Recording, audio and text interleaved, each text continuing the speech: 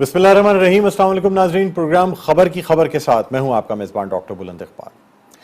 नाज़रीन, दुनिया भर में कोविड की बढ़ती हुई सूरत हाल के बावजूद पाकिस्तान में Shaukat Khanum memorial cancer hospital और रिसर्च सेंटर जो है वो कैंसर का मुकम्मल ट्रीटमेंट फराहम कर रहा है। दुनिया में और बिलखुसूस पाकिस्तान में कैंसर की जो इंसिडेंस है उसमें भी इजाफा हो रहा है। साथ साथ चूँकि इस मर्ज़ के साथ अब लोग एक लंबी ज़िंदगी गुजारते हैं, इसलिए इसके एक्टिव नंबर ऑफ़ केसेस यानी ऐसे लोग जो कैंसर के साथ ज़िंदगी गुजार रहे होते हैं उनमें भी इजाफा होता जा रहा है। एक कैंसर का जो मरीज़ होता है, अगर उसे जिस्म के किसी भी हिस्से का कैंसर हो तो बात सिर्फ उस हिस्से की नहीं होती, बल्कि उस कैंसर के असरात या ये कि उसके ट्रीटमेंट जो किया जाता है उसके असरात को ख़त्म करने के लिए पूरे जिस्म का इलाज करना पड़ता है। यही वजह है कि पाकिस्तान में Shaukat Khanum memorial cancer hospital and research centre जो है वो मुकम्मल और जदीद तरीन पाकिस्तान में इलाज फराहम कर रहा है, और वो भी मुफ्त इलाज फराहम किया जाता है। और ख़ास तौर पे वो लोग जो इस्तिताअत नहीं रखते उनको बिल्कुल फ्री ट्रीटमेंट की जाती है। सबसे पहले लाहौर और फिर पेशावर में ये अस्पताल जो है ये काम कर रहे हैं, और अब सिंध और बलूचिस्तान के लोगों से करीब होने के लिए कराची में भी एक तीसरा कैंसर हॉस्पिटल बनाया जा रहा है, यानी स्पेशलाइज्ड कैंसर हॉस्पिटल जो है वो तामीर किया जा रहा है। बहरहाल नाज़रीन, एक तरफ तो ये अक्टूबर का महीना है, यानी ब्रेस्ट कैंसर अवेयरनेस मंथ भी है। आप मुख्तलिफ फोरम्स पे इस हवाले से गुफ्तगू भी सुन रहे होंगे, लेकिन फिर भी हमें आगाही की ज़रूरत रहती है कि आखिर ये जो हॉस्पिटल बनाए गए ये किस तरह चलाए जाते हैं, किन लोगों का वहाँ इलाज किया जाता है, किस तरह लोगों को बाकायदा एक जदीद इलाज के ज़रिए उनको सेहतियाब किया जाता है। तो आज इसी हवाले से हमने इस प्रोग्राम का अहतमाम किया है, जिसमें हम ज़िक्र करेंगे Shaukat Khanum memorial cancer hospital and research centre के हवाले से कि किस तरीके से वहाँ इलाज किया जाता है। और हमारी खुशकिस्मती है कि हमारे साथ मौजूद हैं Shaukat Khanum memorial cancer hospital and research centre के CEO जनाब डॉक्टर आसिम साहब। अस्सलाम वालेकुम सर, आपको खुशामदीद कहते हैं प्रोग्राम में।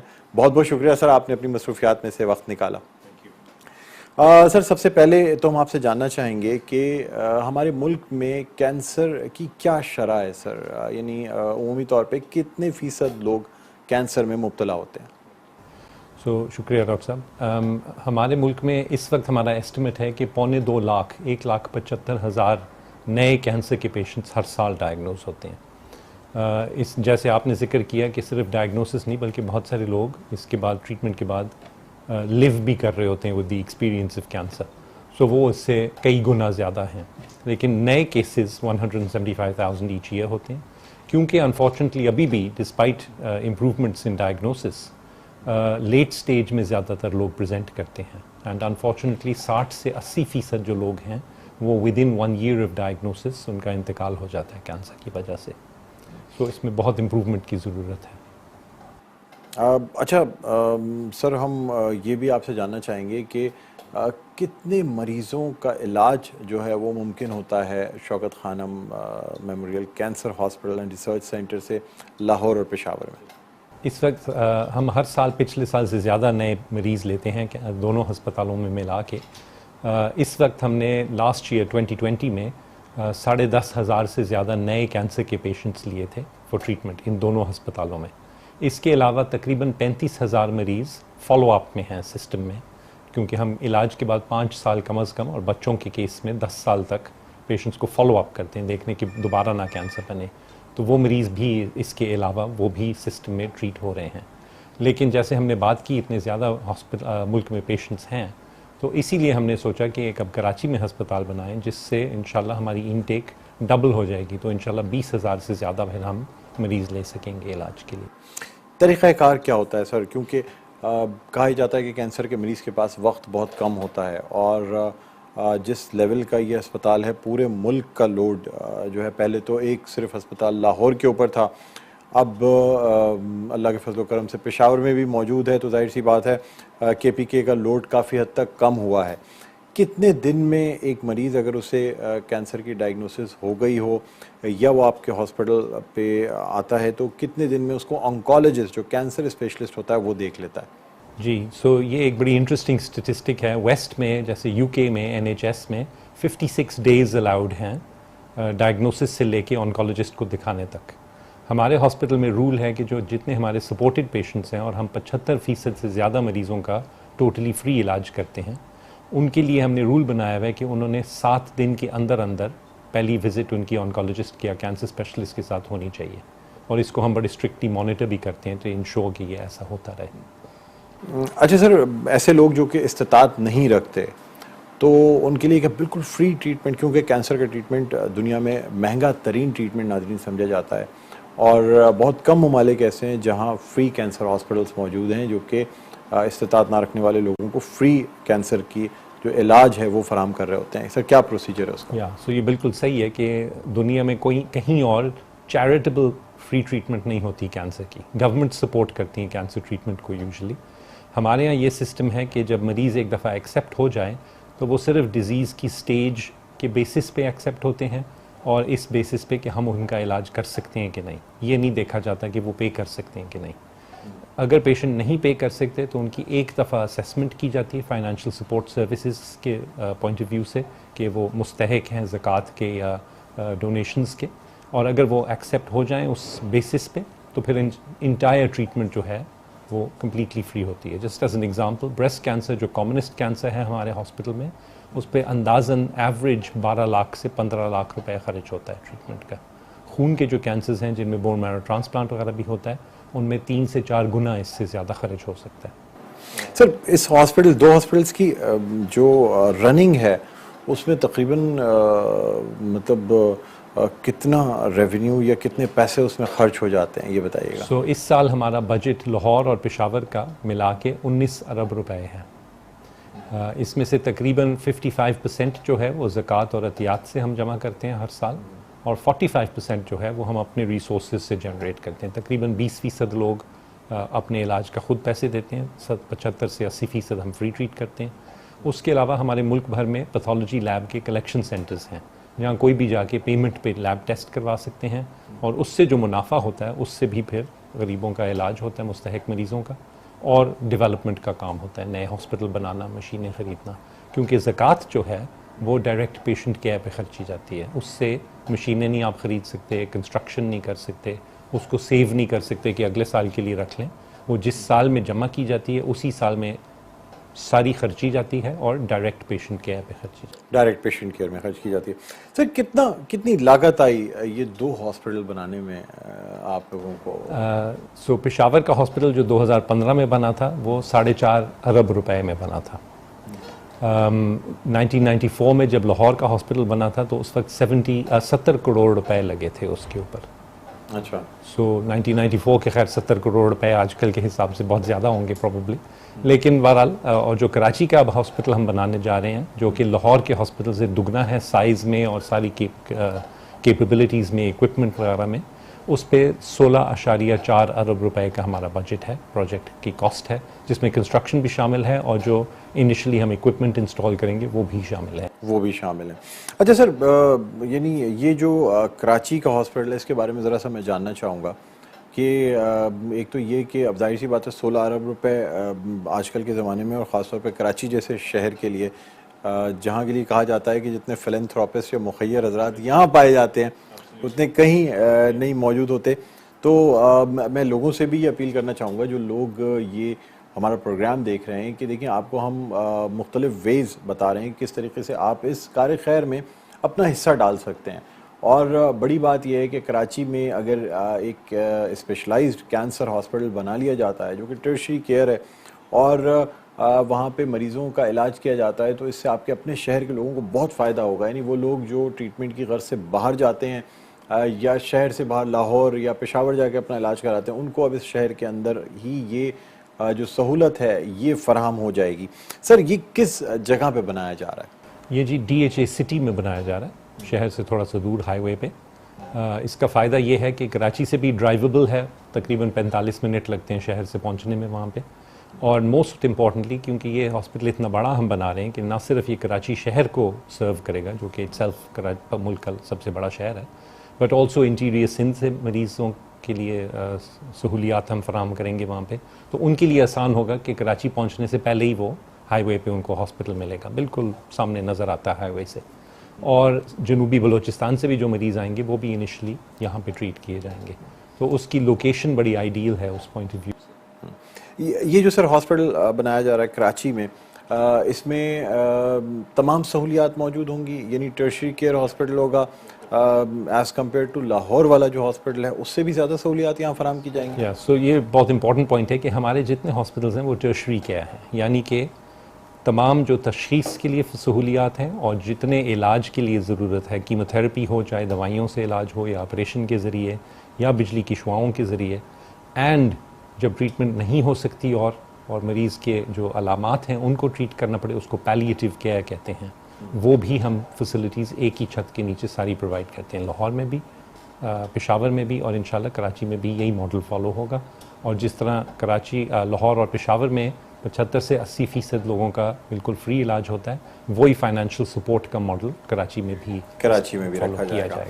बिल्कुल, हम आपसे मज़ीद अभी गुफ्तगू करेंगे। नाज़रीन, आपको बताते चलें कि अगर आपके जहनों में कोई सवाल हो जो आप पूछना चाहें, यानी अगर कि किस तरीके से डोनेट कर सकते हैं आप, या हॉस्पिटल की क्या सहूलियात होंगी, क्या फैसिलिटीज़ होंगी, तो एक नंबर हमारी स्क्रीन पर चल रहा है 0800 11 ये टोल फ्री नंबर है। इस पर कॉल करने के आपके कोई पैसे नहीं लगेंगे, आप इस पर कॉल कर सकते हैं। इसके अलावा अगर आप कोई डोनेट करना चाहते हैं और आप चाहते हैं कि हॉस्पिटल को कोई अतिया दें, तो आप fundraising@skm.org.pk पे ईमेल भी कर सकते हैं। कोई क्वेरी आपके जहन में हो, आप कोई सजेशन देना चाहते हो, तो आप fundraising@skm.org.pk पर ईमेल करें। मेरा नाज़रीन, यहाँ एक वक्फा लेना चाहेंगे। वक्फे के बाद जब आपकी खिदमत में हाजिर होंगे तो आपको ज़रा कराची में जो हॉस्पिटल तामीर किया जा रहा है उसके मराहिल के हवाले से भी बताएंगे कि इस वक्त किस मरहले पे ये हॉस्पिटल है, किस कदर इसकी तामीर मुकम्मल हो चुकी है। लेकिन एक छोटे से वक्फे के बाद कहीं ना जाइएगा, देखते रहिए प्रोग्राम खबर की खबर। जी नाज़रीन, वेलकम बैक। एक दफ़ा फिर आपको खुशामदीद कहते हैं। प्रोग्राम है खबर की खबर, मैं हूँ आपका मेज़बान डॉक्टर बुलंद इकबाल। और नाज़रीन, आज के प्रोग्राम में हम गुफ्तगू कर रहे हैं एक ऐसे मूजी मर्ज़ के हवाले से जिसे एक ज़माने में ये समझा जाता था कि शायद अगर इस मर्ज़ में कोई मुब्तला हो गया तो फिर ज़िंदा बच जाना उसका मुमकिन नहीं है। लेकिन आजकल के दौर में और ख़ास तौर पे ऐसे डायनामिक लोगों की मौजूदगी में जिन्होंने एक अज़म के साथ एक कैंसर हॉस्पिटल बनाया और पाकिस्तान में इस बात को साबित किया कि पाकिस्तान में कैंसर का कामयाब इलाज कराया जा सकता है। सिर्फ पाकिस्तान में नहीं बल्कि मुख्तलिफ ममालिक से अब लोग हमारे इस मुल्क में आते हैं सिर्फ कैंसर का इलाज कराने के लिए। ऐसे पाकिस्तानी जो बाहर मुल्कों में भी मौजूद होते हैं, अगर उनको कोई कैंसर डायग्नोस हो जाता है तो वो इस बात को बेहतर समझते हैं कि वो अपने मुल्क पाकिस्तान में आके इसका इलाज कराएं। तो बड़े फ़ख्र की बात है कि हमारे यहाँ इस किस्म के हॉस्पिटल्स मौजूद हैं। और Shaukat Khanum memorial cancer hospital and research centre की ख़ास बात यह है कि यहाँ कैंसर का मुकम्मल ट्रीटमेंट फराहम किया जाता है। पहले लाहौर, फिर पेशावर, जो कि KPK और पंजाब के लोगों की पहले ही खिदमत कर रहा था, बल्कि पूरे पाकिस्तान की खिदमत की जा रही थी। लेकिन लोगों को ज़रा फासला तय करके जाना पड़ता था इन अस्पतालों में। और अब बलूचिस्तान और सिंध के लोगों से करीब होने के लिए कराची में DHA सिटी में एक कैंसर हॉस्पिटल, जो कि फुल्ली इक्विप्ड कैंसर हॉस्पिटल होगा, वो कायम किया जा रहा है। Shaukat Khanum memorial cancer hospital and research centre.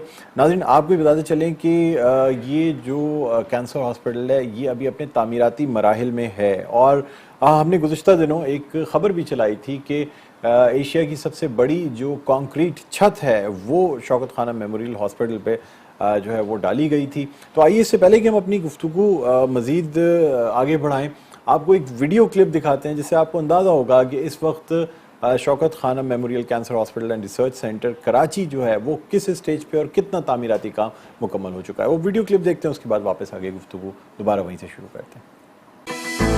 Karachi में एक ख्वाब की ताबीर पूरी होने जा रही है। लाहौर और पेशावर के बाद अब आ रही है उम्मीद की किरण रोशनियों के शहर में, क्योंकि कराची में बनने जा रहा है पाकिस्तान का तीसरा और सबसे बड़ा शौकत खानम कैंसर हॉस्पिटल।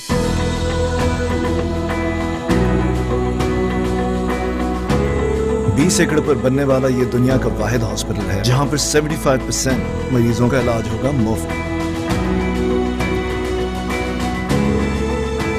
आज से 2 साल बाद बनेगा यहाँ कैंसर ट्रीटमेंट के लिए सबसे बड़ा OPD, जहाँ हजारों मरीजों का इलाज हो रहा होगा। 470 बेड्स पे ये एक ऐसा हॉस्पिटल होगा जो स्टेट ऑफ द आर्ट होगा और दुनिया की बेस्ट टेक्नोलॉजी इस्तेमाल करके यहाँ पर लोगों का इलाज किया जाएगा, जिसमें CT, MRI और PET MR शामिल है। 2023 में मुकम्मल होने वाले इस मेगा प्रोजेक्ट की लागत तकरीबन 16 अरब रुपए है, जो कि मुल्क भर से आने वाले कैंसर के मरीजों को दिलवाएगा जिंदगी की एक नई उम्मीद।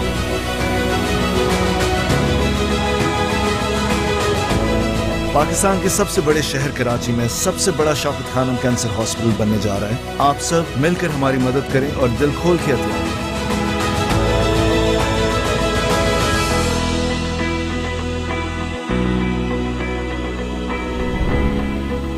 अपने एहतियात से ईंट लगाने के लिए अभी कॉल करें 0800 11 जी नाज़रीन, ये क्लिप आपने देखी होगी और इससे आपको बिल्कुल अंदाज़ा हुआ होगा। बस यहाँ मैं एक बात ये भी कहना चाहूँगा कि अगर आप लोग भी अपना हिस्सा डालना चाहते हैं तो टोल फ्री नंबर 0800 11 पे कॉल कर सकते हैं या fundraising@skm.org.pk पर ईमेल कर सकते हैं और अपना हिस्सा भी इस कार्य खैर में आप डाल सकते हैं। नाज़रीन, हमारे साथ शौकत खानम मेमोरियल हॉस्पिटल के CEO डॉक्टर आसिम साहब मौजूद हैं, जिनसे हम गुफ्तगू कर रहे हैं इस कराची में तामीर किए जाने वाले कैंसर हॉस्पिटल के हवाले से। सर, आपसे ये जानना चाहेंगे कि वैसे तो कहा जाता है पाकिस्तान में कोई प्रोजेक्ट शुरू होता है तो उसकी सिर्फ स्टार्टिंग डेट होती है, उसकी कंप्लीशन डेट पे कोई कमेंट करना जो है ना वो बहुत मुश्किल काम होता है। लेकिन हमने माजी में भी देखा कि अपने टारगेट के हवाले से जो दूसरे 2 हॉस्पिटल्स हैं वो कंप्लीट किए गए। कराची की इस हॉस्पिटल की कंप्लीशन डेट क्या रखी गई है? ये इंशाल्लाह डॉक्टर साहब कंप्लीट होगा लेट 2023 में और हमारे इंशाल्लाह प्लान है कि दिसंबर 2023 में ये हस्पताल खुलेगा मरीज़ों के लिए।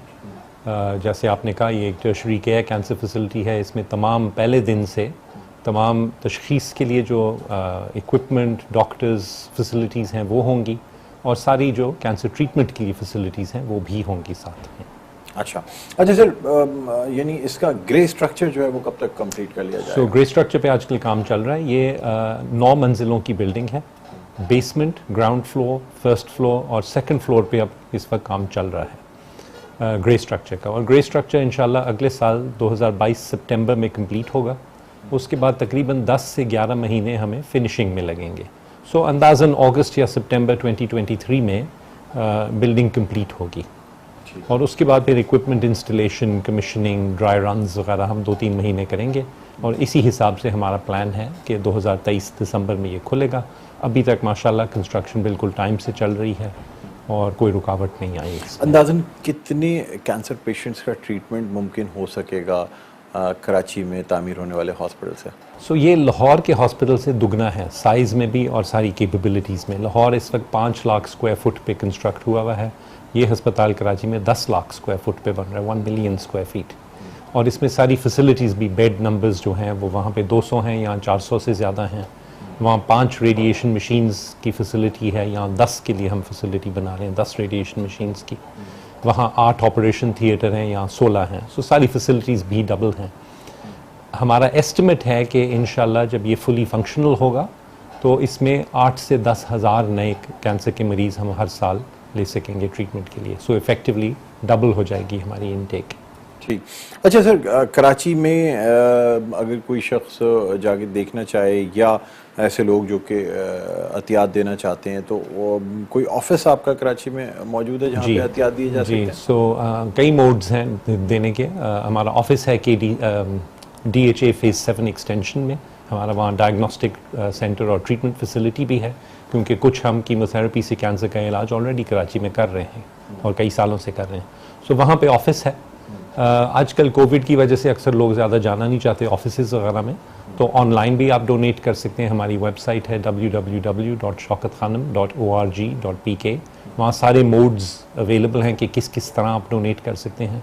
आपने भी नंबर बताया 0800 11 उस पर आप फ़ोन करके अपने ज़कात और एहतियात घर से भी कलेक्ट करवा सकते हैं। हमारे रिप्रेजेंटेटिव्स आपके पास आके आपकी डोनेशन कलेक्ट करके पक्की रसीद दे के तो आपको कलेक्ट करेंगे। इसके अलावा कई और कैंपेन्स हैं हमारे। डोनेट ब्रिक है, 100 रुपये दे के तो आप एक ईंट डोनेट कर सकते हैं हॉस्पिटल के लिए। 5 लाख रुपए दे के आप एक फाउंडिंग डोनर बन सकते हैं। हमारे लाहौर और पेशावर हॉस्पिटल्स में एक फाउंडिंग डोनर्स की मॉन्यूमेंट बनी होती है, जिसमें सारे वो लोग जिन्होंने ये 5 लाख रुपए दिए उनके नाम या उनके पेरेंट्स के नाम, जिसका भी नाम लिखवाना चाहें वो हो सकता है। 20 लाख से शुरू होके तो आप एक कमरा या एक हॉस्पिटल का एरिया अपने नाम या अपने किसी लव्ड वन के नाम पे डेडिकेट करवा सकते हैं। ये बड़ी इंपॉर्टेंट बात आपने बताई नाज़रीन। हम नॉर्मली देखते हैं आजकल ब्रांड्स के ट्रेंड की वजह से हम 5-5, 10-10 लाख रुपए जो है ना कोई एक ब्रांड की घड़ी ख़रीदने पे लगा देते हैं, जो शायद आप कहीं रख के भी भूल जाएं, या हो सकता है वक्त आपको दूसरी घड़ी जो है वो भी बता देगी, लेकिन हम फिर भी ब्रांड कॉन्शियस इतने हो जाते हैं कि लाखों रुपए खर्च करते हैं। लेकिन अगर आप अपने कोई ऐसे चाहने वाले, आपके माँ बाप, आपके ग्रैंड पेरेंट्स जिनको आप चाहें कि उनके लिए एक फ़ख्र की भी बात होती है ना कि एक इतने बड़े कैंसर हॉस्पिटल में जहाँ पे हज़ारों लाखों लोग जाकर मुस्तफ़ीद होंगे, वहाँ पे अगर आपका नाम फाउंडिंग डोनर्स में लिख दिया जाता है या फाउंडिंग मेंबर्स में लिख दिया जाता है, कितनी बड़ी बात है। और सिर्फ 5 लाख रुपए आप अतिया देकर ये एजाज़ हासिल कर सकते हैं। मैं समझता हूँ कि आजकल के दौर में बहुत ही एक छोटी रकम है ये। अगर कराची में माशाल्लाह इतने मुखय्यर हजरात रहते हैं, इतने लोगों को अल्लाह ताला ने साहिब हैसियत रखा हुआ है कि अगर थोड़ा सा आप अपने अंदर ये जज्बा पैदा कर लें कि ये आपके शहर के लिए की बेहतरी के लिए, शहर के लोगों के इलाज के लिए ये काम किया जा रहा है, तो मेरे ख्याल में ये जो 16.4 अरब रुपए है ना, ये अगर आप लोग थोड़े से जनरस हो जाएं तो मेरे ख्याल में ये एक हफ्ते की भी कहानी नहीं होगी कि पूरे कर लिए जाएं और जल्द से जल्द हॉस्पिटल कंप्लीट हो जाए। अच्छा सर, मुझे बताइएगा कि ख़ास तौर पे अगर हम बात करते हैं इस मंथ की, अक्टूबर का महीना, तो ये छाती के कैंसर की आगाही का महीना है। तो ये जो छाती का कैंसर है, ये सबसे पहले तो मुझे बताइएगा क्या होता है और किस तरीके से इसे डायग्नोस किया जाता है। छाती का कैंसर या ब्रेस्ट कैंसर जो है वो ख़वातीन में दुनिया भर में और पाकिस्तान में भी ख़वातीन में सबसे कॉमन कैंसर है। हमारे हॉस्पिटल में भी तकरीबन 50% जो ख़वातीन आती हैं कैंसर के साथ, उनको ब्रेस्ट कैंसर ही होता है।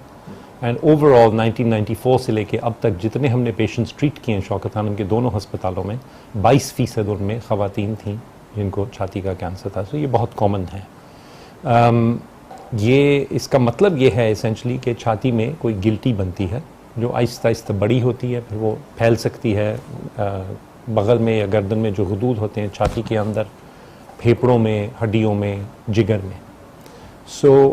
इसकी अवेयरनेस इसलिए बहुत ज़रूरी है फैलानी, क्योंकि एक तो ये कि ये इतना कॉमन कैंसर है पाकिस्तान में जो इंसिडेंस है इसकी वो amongst the highest in Asia है। ये एक हमारे लिए ख़ास तौर पे एक हेल्थ इमरजेंसी भी है। एंड क्योंकि अगर ये अर्ली स्टेजेस में पकड़ा जाए तो ये मुकम्मल इलाज मुमकिन है, इसका 100% इलाज हो सकता है। जबकि वही डिज़ीज़ लेट हो जाए, स्टेज 3 या स्टेज 4 में आप डॉक्टर के पास जाएं, तो 20% सिर्फ इम्कान रह जाता है कि मुकम्मल इलाज हो पाएगा। सर मुझे ये बताइएगा कि ज़्यादातर इसकी जो शरह है वो किस उम्र की ख़वातीन में पाई जाती हैं? अगेन ये बहुत फ़र्क है हमारे यहाँ। वेस्ट में ये 50+ जो एज ग्रुप है उसमें पीक इंसिडेंस होती है 50s और 60s में। हमारे यहाँ ये अर्ली 40s में इसकी पीक इंसिडेंस है, तकरीबन 15 साल पहले वेस्ट के मुकाबले में। इसकी एग्जैक्टली हमें पता नहीं कि क्या वजह हैं, लेकिन हम क्योंकि रिसर्च सेंटर भी हैं तो हम इस पर बहुत सारी रिसर्च भी कर रहे हैं। और हमारे कुछ बेसिक साइंटिस्ट्स हैं जो इसकी जेनेटिक्स पे रिसर्च कर रहे हैं, और कुछ नोवल जेनेटिक म्यूटेशंस हमने आइडेंटिफाई की हैं पाकिस्तानी पेशेंट्स में, जिसकी वजह से इसकी सिवेरिटी भी बढ़ जाती है और हो सकता है कि उसकी वजह से अर्ली एज में भी ये प्रेजेंट करे।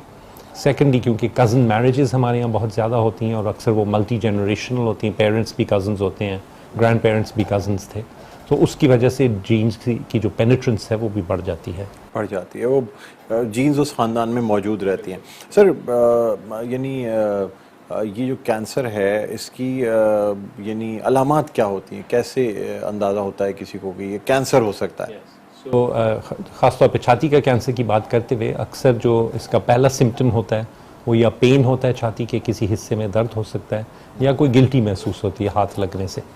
उसके अलावा डिस्चार्ज हो सकता है ब्रेस्ट से, बुखार हो सकता है, वज़न कम हो सकता है, और स्किन जो है ब्रेस्ट के ऊपर उसमें या कोई डिस्कलरेशन हो सकती है, रंग बदल सकता है, या जो अपीयरेंस होती है कोई डिम्पलिंग या डिप्रेशन हो सकती है, स्किन अंदर खिंची हुई लगती है। बट स्क्रीनिंग का मकसद ये है कि अलामात होने से पहले पता चले कैंसर का, और इसलिए बहुत ज़रूरी है कि 20 साल से लेकर 40 साल की उम्र की जितनी ख़वातीन हैं वो महीने में एक दफ़ा अपने हाथ से दोनों तरफ छाती का ख़ुद मुआयना करें, ताकि अगर कोई गिल्टी महसूस हो तो फ़ौरन उसको चेक करवाएं। उस वक्त तो शर्माना नहीं है या डरना नहीं है या इंतज़ार नहीं करना कि चलो 3-4 महीने देखते हैं कि क्या होता है। फ़ौरन उसको चेक करवाना बहुत ज़रूरी है, क्योंकि अब बहुत ये फैसिलिटी हर जगह अवेलेबल है और बहुत आराम से पता चल सकता है कि वो कैंसर है कि नहीं। 40 साल की उम्र के बाद जो ख़वातीन हैं उनको हर साल मैमोग्राफी करवानी चाहिए, जो एक ख़ास एक्सरे है जिससे ये गिल्टी का पता चल सकता है, इससे पहले कि उसके अलामात महसूस हो मरीज़ को। सर, रिस्क फैक्टर्स क्या हो सकते हैं, यानी कौन सी ऐसी चीज़ें हैं जिसको हम अवॉइड कर सकते हैं कि ख़वातीन जो है ना वो काम ना करें जिसकी वजह से छाती के कैंसर होने के चांसेस होते हैं? कुछ तो जेनेटिक फैक्टर्स हैं, जैसे हमने कहा वो मेजॉरिटी में नहीं है, लेकिन एक सर्टनली एक ग्रुप है जिनमें जेनेटिक फैक्टर्स इंपॉर्टेंट हैं। हार्मोनल जो इन्फ्लुएंसेस हैं इसके बहुत होते हैं, तो ये डिपेंड करता है कि कितने बच्चे हुए, कितनों को ब्रेस्ट फीड किया, एट्सेट्रा। वेट जो है बॉडी का वो बहुत इंपॉर्टेंट रिस्क फैक्टर है। जो ख़वातीन जिनका अपने कद के मुताबिक वेट ज़्यादा होता है उनको रिस्क ज़्यादा होता है ब्रेस्ट कैंसर होने का। फिर हार्मोन रिप्लेसमेंट थेरेपी वगैरह जो दी जाती थी उससे भी ये रिस्क बढ़ सकता है। अच्छा, और जो माँ अपने बच्चे को दूध पिलाती है तो उससे रिस्क कम होता है या रिस्क बढ़ता है? प्रोटेक्टिव, यानी ये बड़ी नाज़रीन अहम बात है कि हमारी ख़वातीन में एक फ़ैशन या फ़ैशन कॉन्शियस या लोग जो स्मार्टनेस कॉन्शियस होते हैं वो ख़वातीन ये समझती हैं कि शायद बच्चों को अगर अपना दूध नहीं पिलाएंगे तो उससे हमारी सेहत बेहतर रहेगी, हमारी फ़िज़ीक बेहतर रहेगी। लेकिन अब साइंस ने ही साबित कर दिया है कि जिस तरह अल्लाह ताला ने भी हुक्म फरमा दिया है कि बच्चे का हक़ है और हर माँ को जो है ना अपने बच्चे को अपना दूध पिलाना चाहिए, तो अब साइंस से ये बात साबित है कि अगर वो माएँ जो अपने बच्चों को दूध पिलाती हैं उनमें निस्बतन छाती का कैंसर कम पाया जाता है। बहरहाल डॉक्टर साहब आपसे मज़ीद गुफ्तगू करेंगे, लेकिन एक छोटा सा नाज़रीन वक्फा लेना चाहेंगे। वक्फे के बाद दोबारा आपकी खिदमत में हाजिर होते हैं। कहीं ना जाइएगा, देखते रहिए प्रोग्राम खबर की खबर। जी नाज़रीन, वेलकम बैक। एक दफ़ा फिर आपको खुशामदीद कहते हैं प्रोग्राम में खबर की खबर। मैं हूँ आपका मेज़बान डॉक्टर बुलंद इकबाल। और नाज़रीन, आज हम बात कर रहे हैं कैंसर के हवाले से और ख़ास तौर पर छाती के कैंसर के हवाले से भी, जिसका ये महीना आगाही के लिए मनाया जा रहा है। आपको बताते चलें कि शौकत खाना memorial cancer hospital and research centre, जो कि सबसे पहले लाहौर में तामीर किया गया, उसके बाद पेशावर में तामीर किया गया और अब कराची में ये हस्पताल तामीर किया जा रहा है। और ये उम्मीद की जा रही है कि 2023 के आखिर तक ये हॉस्पिटल जो है ना ये अपनी वर्किंग स्टार्ट कर लेगा, ये इसे कंप्लीट कर लिया जाएगा। इससे पहले कि हम अपनी गुफ्तगू को मज़ीद आगे बढ़ाएं, आइए आपको एक वीडियो दिखाते हैं कि जब ये हॉस्पिटल कंप्लीट हो जाएगा तो इसकी क्या शक्ल होगी, किस तरीके से इसमें क्या क्या सहूलियात मौजूद होंगी। तो वो वीडियो देखते हैं, उसके बाद अपनी गुफ्तगू को यहीं से दोबारा शुरू करते हैं।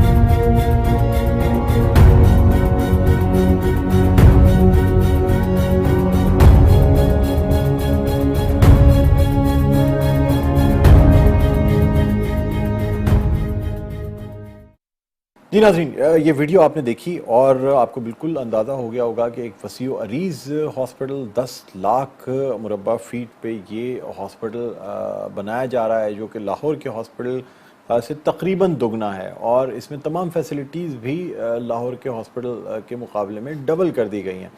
लेकिन इसे तामीर करने के लिए एक ख़तीर रकम की ज़रूरत है और इस रकम को पूरा करने के लिए आप लोगों के अतियात और आप लोगों की मदद की ज़रूरत है। हमारी स्क्रीन पर नंबर्स मौजूद हैं, आप डायल कर सकते हैं। आप कलेक्शन करवाना चाहें तो घर से ये अतियात कलेक्ट करा सकते हैं। 0800-11-555 पे कॉल करके आप अतिया कर सकते हैं, या अगर आप ईमेल करना चाहते हैं तो fundraising@skm.org.pk पर ईमेल करें और अपने अतियात जो हैं वो इस हॉस्पिटल में जमा कराएं। आपको यहाँ ये भी बताते चलें कि अगर आप चाहते हैं कि आपका नाम या आपके किसी चाहने वाले का नाम जो ख्वाह इस दुनिया में हो या इस दुनिया में ना हो, उसके लिए अगर आप चाहें कि वो नाम फाउंडिंग डोनर्स में शामिल कर लिया जाए तो 5 लाख रुपए आप अतिया करके ये एजाज़ हासिल कर सकते हैं कि मॉन्यूमेंट वॉल पे आपका या आपके चाहने वालों का नाम जो है वो मौजूद हो। और अगर इसके साथ साथ आपने मुख्तलिफ हॉस्पिटल में मुख्तलिफ ब्लॉक्स देखे होंगे कि फ़लाँ ब्लॉक बना होता है, फ़लाँ मेमोरियल ब्लॉक बना होता है, आप ये समझें कि उस ब्लॉक के बनने पे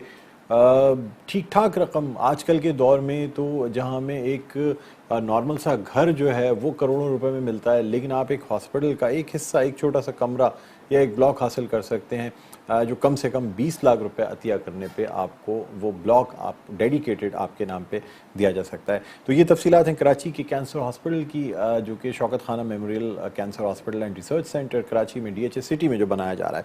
हम बात कर रहे हैं छाती के कैंसर के हवाले से। हमारे साथ मौजूद हैं शौकत खाना memorial hospital cancer hospital and research centre के CEO डॉक्टर आसिम साहब।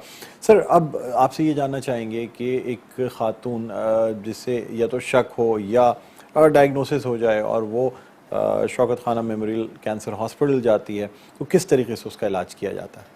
जी, सबसे पहले तो हम स्टेजिंग जो इन्वेस्टिगेशंस होती हैं वो कंप्लीट करते हैं। इसका मकसद ये होता है देखना कि जो बीमारी है वो एक जगह पे महदूद है या कहीं और भी फैल चुकी है, हड्डियों में, फेफड़ों में एट्सेट्रा। सो यूजुअली एक CT स्कैन होता है, बोन स्कैन होता है, इस तरह के कुछ और इन्वेस्टिगेशंस होती हैं, खून के टेस्ट होते हैं। उसके बाद हमारे यहाँ हमारा जो मॉडल है वो मल्टी डिसिप्लिनरी केयर का है। कोई भी कैंसर जो है वो मल्टी डिसिप्लिनरी मीटिंग में डिस्कस किए बगैर उसका इलाज नहीं किया जाता। इसका मकसद ये होता है कि अगर मैं ऑन्कोलॉजिस्ट हूँ तो मैं खुद ही ना फैसला कर लूँ कि मैं बस कीमोथेरेपी से इलाज करूँगा, बल्कि ऑन्कोलॉजिस्ट, सर्जन, बिजली की शुआओं के स्पेशलिस्ट सारे एक साथ हर मरीज़ को डिस्कस करते हैं, उनके रिज़ल्ट्स देखते हैं और वहाँ इज्तिमाई फ़ैसला करते हैं कि सबसे बेहतरीन इलाज इस मरीज़ के लिए क्या होगा। उसके बाद फिर उनकी ट्रीटमेंट शुरू होती है। अमूमन छाती के कैंसर में जो हमारे यहाँ प्रेजेंट करते हैं उनको हम पहले कीमोथेरेपी देते हैं, यानी कि दवाइयाँ देते हैं, टीके वगैरह, जिससे जो कैंसर की रसौली है वो उसका साइज़ छोटा होता है। इसका मकसद ये होता है, एक तो सिम्टम्स फ़ौरन इम्प्रूव होना शुरू होते हैं, उसके अलावा जो फिर उसके बाद सर्जरी होनी होती है वो फिर थोड़ी महदूद हो सकती है। जो पुराने ज़माने में पूरी छाती का ऑपरेशन कर देते थे, अब अमूमन वो ऑपरेशन नहीं करने पड़ते क्योंकि कीमोथेरेपी से आप रसौली को छोटा कर सकते हैं। सर्जरी के बाद कुछ लोगों को कीमोथेरेपी मज़ीद देनी पड़ती है अगर उसमें जो फाइनल रिपोर्ट आती है अगर उसमें लगे कि उसकी जड़ें थीं या वो कहीं जो ट्यूमर की मार्जिन्स थी वो क्लोज थी। और जिनको कीमोथेरेपी लगती है वो अक्सर 6 महीने तक लगती रहती है कीमोथेरेपी, और अमूमन अखीर में सबको बिजली की शुआओं से ट्रीट करते हैं ताकि कोई अगर कैंसर के ज़र्रात रह गए हों तो वो भी ख़त्म हो जाए। उसके बाद 5 साल के लिए फॉलो अप करते हैं और उसमें अक्सर टमॉक्सिफेन या अरोमेटेज इनहिबिटर्स कुछ दवाइयाँ होती हैं वो खाने के लिए, वो घर पे मरीज़ खाते हैं और 6-6 महीने बाद या 4-4 महीने के बाद वो वापस आके तो चेक भी करवाते रहते हैं। ठीक सर, ये तमाम इलाज जो आपने बताया काफ़ी जाहिर सी बात है, कोई नॉर्मल से कैंसर का भी एक तवील इलाज करना पड़ता है, उसको मॉनिटर करना पड़ता है, अब मज़ीद इफ़ेक्ट्स भी देखने पड़ते हैं कि इसके कोई और इफ़ेक्ट्स तो नहीं आ रहे हैं। ये क्या मतलब कोई अगर खातून ना अफोर्ड कर पाए तो उसको टोटली फ्री इलाज किया जाता है? जी बिल्कुल, 75 से 80% मरीज़ों का हर साल मुसलसल 1994 से लेके अब तक हमने टोटली फ्री इलाज किया है। अभी तक इसके ऊपर 53 अरब रुपए से ज़्यादा टोटल हमने फाइनेंशियल सपोर्ट प्रोवाइड किया है अपने मरीज़ों को। और हर साल पाकिस्तानी कौम की जेनरोसिटी की वजह से हम हर साल पिछले साल से ज़्यादा मरीज़ लेते हैं ट्रीटमेंट के लिए, पिछले साल से ज़्यादा मरीज़ों का फ्री इलाज करते हैं और हर साल पिछले साल से ज़्यादा ज़कात और अतियात जमा होती है, क्योंकि लोगों को यकीन है कि जो वो ज़कात और अतियात दे दें वो सही जगह पे लगती है। सर, इसकी अवेयरनेस को कैसे बढ़ाया जा सकता है? क्या करें कि लोगों में अवेयरनेस आए, ख़वातीन में हमारी अब इतनी अवेयरनेस पैदा हो कि कोई भी खातून जो है ना वो कम से कम ब्रेस्ट कैंसर से जो है वो इस दुनिया से ना जाए, उसको इलाज कर लिया जाए, ट्रीट कर लिया जाए, लाइफ को बेहतर कर लिया जाए। क्या तरीके अपनाए जाएं सर? सो ये हम पिछले 25 साल से तकरीबन शौकत खाना में ब्रेस्ट कैंसर अवेयरनेस कर रहे हैं। अक्टूबर में, जैसे आपको पता है, ये पूरी दुनिया में ब्रेस्ट कैंसर अवेयरनेस मंथ होता है।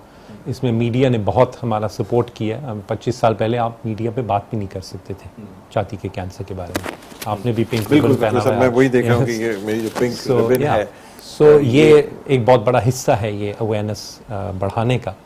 और हम जो शौकत खाना में चीज़ें करते हैं, apart from media activities and so on, हम सोशल मीडिया पे, वेब पे मुख्तलिफ वेबिनार्स वगैरह भी करते हैं।